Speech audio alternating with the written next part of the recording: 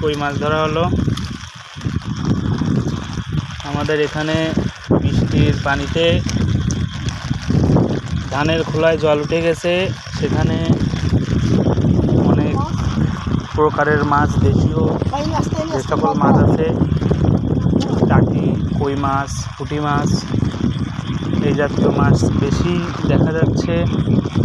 আমরা সবাই ধরতেছি, আপনাদেরকেও দেখানোর সুযোগ করে দিচ্ছি। দেশি মাছ, প্রাকৃতিক যে মাছ নদী নালায় হয়, সেই সকল মাছ। অনেক মাছ উঠছে আমাদের বিলে এই নতুন বৃষ্টিতে। আমি আর আমার ভাই দুজনেই মাছ ধরতেছি। মনোযোগীভাবে একটা মাছও ধরে দেখতে পাচ্ছি না। এই মাছ ধরার যে আনন্দ, এই আনন্দ আসলে সবাই একটু নিতে চায়, কিন্তু কি মাছ? আরেকটি টাকি আমার ভাই ধরে ফেললো, অনেক বড় টাকিটা।